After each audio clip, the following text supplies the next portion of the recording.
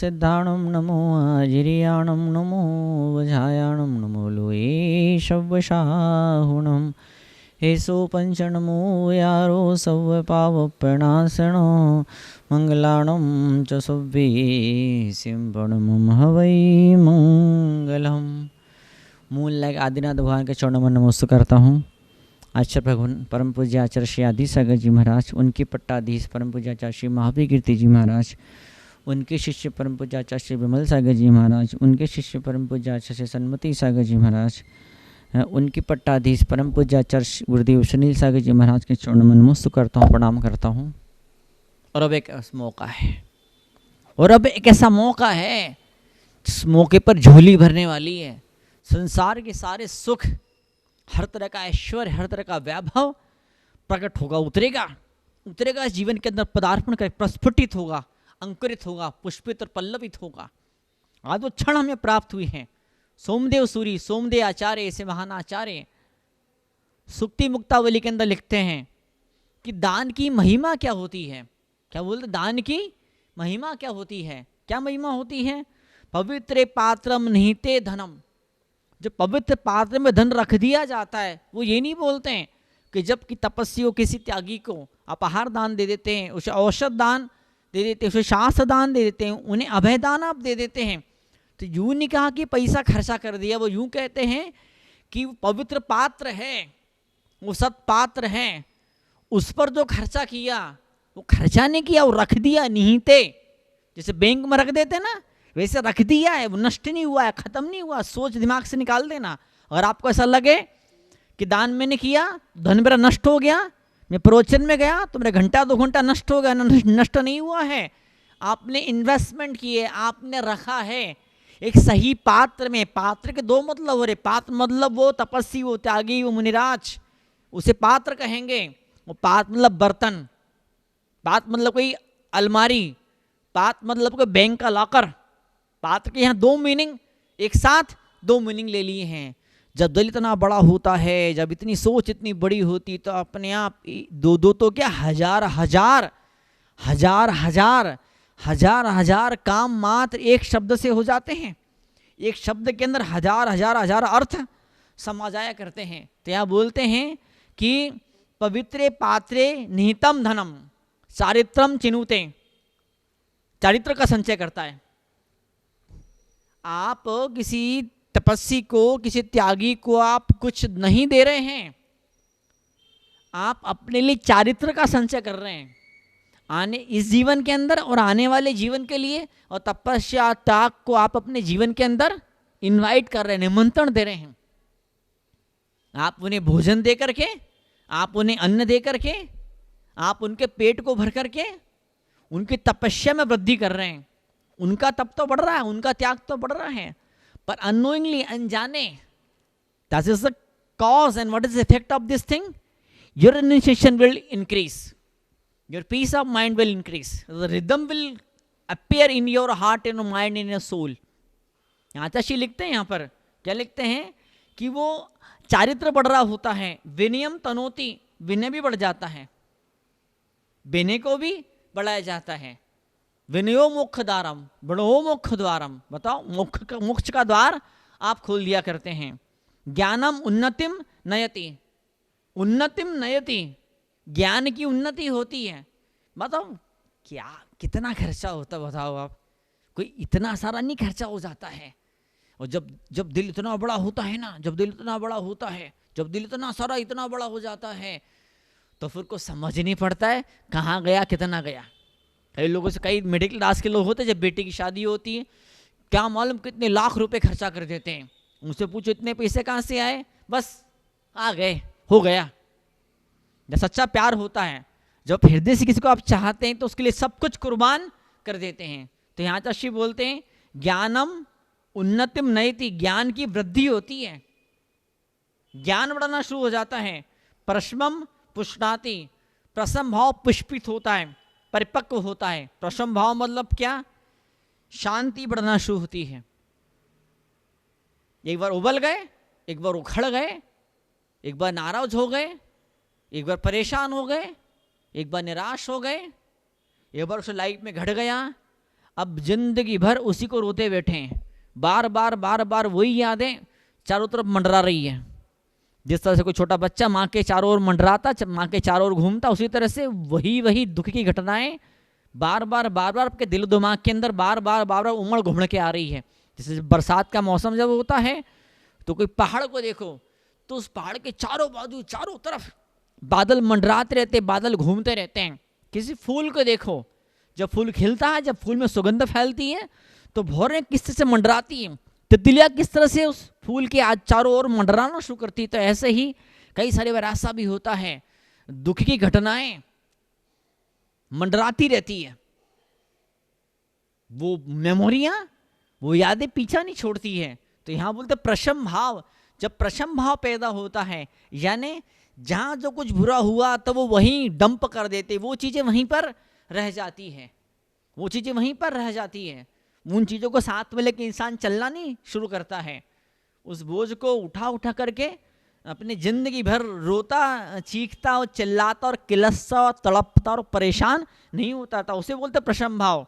वो बढ़ना शुरू हो जाता, तप प्रबलयति, तप प्रबल होता है। क्या प्रबल होता है? तप, तपस्या प्रबल हो जाना शुरू हो जाया करती है। आप चाहो मैं तप करूं, आपसे तप नहीं बनता है। देखो इंटर रिलेशन है, कनेक्शन है भीतर भीतर। यहाँ पर बटन चलाया तो वहाँ पे पंखा चालू हो गया, वहाँ पे बटन जलाया तो यहाँ का लाइट चालू हो गया। लाइट यहाँ पर है, बटन वो वहाँ पर है, तप यहाँ पर है, तप यहाँ पर है, तप यहाँ पर है। लेकिन तप का मेन स्विच किधर है? तप पैदा और प्रकट कहाँ से होता है? दान से पैदा होता है, दान से पैदा होता है। दान दान दान दान दान से पैदा तप हुआ करता है। और तप को पैदा करना है, आप चाहो आप तपस्या का जीवन जी पाओ, अनासक्ति का, डिटैचमेंट का आप जीवन जियो। आप चाहते हैं कि लोगों को, घटनाओं को, चीज़ों को, वस्तुओं को जो उनकी कीमत है उतना ही उनको दिमाग में स्थान दिया जाए, ज़्यादा जगह उन्हें नहीं दी जाए। मानते हैं कुछ लोग बड़े वीआईपी होते हैं, मानते हैं कुछ लोग बहुत घटिया किस्म के होते हैं, लेकिन किस व्यक्ति को, किस वस्तु को दिमाग में, दिल में कितनी जगह देनी है, how much space that person, that thing will acquire in your heart, in your mind. तो hold aside renunciation, तप निर्णय लेगा। और जब लोगों को, चीज़ों को जितनी उनकी औकात होती है, जितनी उनकी योग्यता होती है, उतना ही समय उन्हें दिया जाता है, तो फिर क्या होता है? तप परिपुष्ट होना शुरू होता, तप मजबूत होना शुरू होता है। आप जिम में जाते हैं तो आपका शरीर मजबूत होता है, आपकी बॉडी मजबूत होती है। ऐसे ही जब आप दान करते हैं तो तप मजबूत होता है। तप को मजबूत करने का एकमात्र उपाय वो है दान आप देते रहिए, दान आप देते रहिए। आगमम उल्लासयति, क्या? आगम के ज्ञान को उल्लसित करता है। कौन? दान। दान की महिमा बता रहे हैं। आनंद आता है, इंटरेस्ट पैदा होता है। बरसात का मौसम चल रहा है, जितना मज़ा गरम गरम कचौरियाँ खाने में आता है या गरम गरम भजिए पकोड़े खाने में आता है, उसे लाख गुना ज़्यादा मज़ा किसी भक्त को, किसी ज्ञानी को दान देने में आता है। बड़ा आसान होता है, किताब खोल के बैठ जाना बड़ा आसान होता है। तपस्वी के सामने बैठ करके उसकी दो बातों को सुन लेना, टीवी का बटन घुमा करके, मोबाइल के बटन चालू करके प्रवचन सुन लेना बड़ा आसान होता है। लेकिन दान देने में 6 फुट के शरीर को हिलाना डोलाना पड़ता है, बड़ी भारी मेहनत करना पड़ती है। तो यहाँ बोलते हैं आगम उल्लासयति, आगम का, ज्ञान का उल्लास पड़ता है, खुद आगे होकर के ज्ञान जीवन में प्रकट होने लगता है। पुण्यम कंदलयति, पुण्य का कंद जो होता, पुण्य की जड़ों प्रपुष्ट होती, मजबूत होती है, पुण्य की जड़ें पुष्ट होती है, पुण्य और वृद्धिंगत होना शुरू हो जाता है। जो संपदा मिली, जो ऐश्वर्य मिला, जो वैभव मिला, सारा मात्र पुण्य के उदय से मिला। जो कुछ समस्याएं पैदा हुई, जो कुछ तकलीफें पैदा हुई, जो मुसीबत पैदा हुई, हर मुसीबत की जड़ है पाप। जितना पुण्य बढ़ेगा उतना सुख और सौभाग्य आपका बढ़ना शुरू होगा। किसी सामान्य व्यक्ति का सुख और सौभाग्य बढ़ेगा तो संभव है उसके मन में पाप के विचार आए, उसके हाथों से उसके द्वारा कुछ पापी क्रियाएं हो जाए। लेकिन धर्मात्मा का पुण्य बढ़ता है, उसके जीवन में ऐश्वर्य बढ़ता है, तो बजाय पाप की तरफ जाने के वो पुण्य की तरफ झुकना शुरू कर देता है। वो धर्म की कैसे वृद्धि हो उस बारे में सोचना शुरू कर देता है। मैं परमात्मा की सत्य की राह में कैसे आगे बढ़ूं उस बारे में वो प्रयास करना शुरू करता। दिक्कत तो यही है, लोग चाहते तो सुख मिले, सौभाग्य मिले, ऐश्वर्य मिले, कैसे मिले? बिना किसी कष्ट के मिले, बिना किसी परिश्रम के मिले। ऐसा नहीं होता, कष्ट सहन करना आपको सीखना चाहिए। जो बिना कष्ट के मिलेगा ना उसकी कुछ कीमत नहीं रहेगी, वो इतना अट्रैक्टिव, इतना आकर्षक, इतना मोहक, इतना लुभावना नहीं हो जाएगा। जो बिना कष्टों के, बिना प्रयास के मिलेगा उसे आप संभाल के रखने की कोशिश ही नहीं करोगे। जो बिना किसी कष्ट के आएगा वो यूं ही चले जाएगा, आपके हाथ से फिसल जाएगा और आप हाथ मलते और देखते देखते रह जाओगे कि अरे ये सुख कहाँ से आया, कहाँ चले गया, चले जाएगा, गायब हो जाएगा। कष्ट सहन करना करो, कष्ट उठाना सहन करो, और जब स्वेच्छा से, अपनी मर्जी से, सच्चे दिल से खुश होकर के आगे बढ़ करके आप धर्म के लिए, अध्यात्म के लिए, अपनी आत्मा को पवित्र बनाने के लिए जब कष्ट उठाना शुरू करोगे तो वहीं से मुक्ति के दरवाजे खुलना शुरू हो जाएंगे। कष्ट सहना, कष्ट सहना यानी कष्ट से मुक्ति पाना। वर्तमान में जानबूझ के खुश होकर के कष्टों को सहन करना, यानी कि नरक के कष्टों से मुक्ति पा जाना। ये मन, इस विचार को दिमाग से निकाल दीजिए, ये सोच छोड़ दीजिए कि जो चाहिए बिना मेहनत का चाहिए, बिना कष्ट का चाहिए। बिना मेहनत के, बिना कष्ट के कुछ भी नहीं मिलता है। और जो मिलेगा उसका नाम है भूसा, उसका नाम है गोबर, जो किसी काम का नहीं रहेगा, कुछ उससे उपलब्धि नहीं होगी। उस उपलब्धि को पाकर के भी आप अधूरे और रीते और सूने आप रह जाएंगे। इन हाथों से सत्कर्म न हुआ, इन हाथों से सत्कर्म न हुआ, किसी त्यागी की सेवा न हुई, इन हाथों ने किसी ज्ञानी का, किसी भक्त का सम्मान न किया, वो फिर भोजन किया। वो भोजन कैसा है? भोजन नहीं किया, आपने पाप को खाया, आपने रोटी दाल सब्जी नहीं खाई, आपने पाप का भक्षण किया, आपने पाप को खाया है। तो अगर आप चाहो कि पाप भक्षण करने से बचना चाहो तो फिर जरूरी है कि आपके माध्यम से कुछ न कुछ दान होते रहना चाहिए। जो भी आपको ज्ञानी लगता है, जो भी आपको भगवान का भक्त लगता है, जो भी आपको तपस्वी लगता है, जिसके लिए आपके दिल के हृदय के अंदर, मन के अंदर श्रद्धा है, उसके लिए कुछ करिए कि उसकी साधना बढ़े, कि उसका स्वास्थ्य बढ़े। तो यहां बोलते हैं पुण्यम कंदलयति, पुण्य मजबूत होता है, परिपक्व होता है, पुष्ट होता है। और फिर जब बड़े बड़े तूफान, जब बड़ी बड़ी आंधियां, जब बड़े बड़े संकट के बादल जब बरसते हैं तो मजबूत पुण्य अगर होता है वो संकट हिला नहीं पाते। अंश केवल माइंड, क्या आप चंचल नहीं होते हैं, आप चलायमान नहीं होते हैं, अचल। अचल सुमेरु पर्वत कैसे अचल होता है? सुमेरु पर्वत कैसे अचल होता है? आप अचल हो जाते हैं। अरे बड़ा भयंकर तूफान, बड़ा भारी तूफान है, बड़े बड़े पेड़ उखड़ गए, बड़े बड़े पेड़ उखड़ गए, पर ये भाई साहब उन भयंकर मुसीबत के तूफानों में भी अडिग बने हुए हैं, चेहरे की मुस्कुराहट बनी हुई है। क्यों? कभी सत्पात्र को कुछ दिया था। कई लोग तो ऐसे भी होते हैं जहां दीना शब्द आता है, बाप रे उनकी नानी मर जाती है, उनके प्राणों पर संकट पैदा हो जाता है। यही तो रेमेडी, यही तो इलाज है। जो दोस्त बात कर रहे थे, यार पत्नी को बहुत खांसी चल रही है, अरे मेरे हजारों रुपए खर्चा हो गए, खूब सारा इलाज कराया, पर पत्नी की खांसी ठीक नहीं हुई। दूसरा दोस्त बोलता बस अरे जरूरत क्या थी हजारों रुपए खर्चा करने की, मेरी पत्नी को तेरी पत्नी से ज़्यादा भयंकर खांसी चली, उसे खांसी यूँ ठीक कर दी मैंने बिना दवाई गोली के। मैंने कैसे ठीक कर दी? नहीं तो नहीं बोला मैंने कि जब उम्र बढ़ती, बुढ़ापा आता है तो खांसी तो होती है। इतना सुन रहा था, खांसी बंद हो गई उसकी। कभी कभी ऐसा भी होता है, कुछ शब्द ऐसे होते हैं जो बीमारी को नष्ट कर देते हैं, कुछ शब्द ऐसे होते हैं जो आपके पुण्य को नष्ट करते हैं, कुछ शब्द ऐसे होते हैं कि पाप को नष्ट करते हैं, कुछ क्रियाएं ऐसी होती है, कुछ क्रियाएं ऐसी होती है जो जिन क्रियाओं से आपका सुख सौभाग्य नष्ट हो जाता है, और कुछ क्रियाएं ऐसी होती है जिनसे सौभाग्य दिन दूना रात चौगुना बढ़ना शुरू हो जाया करता है।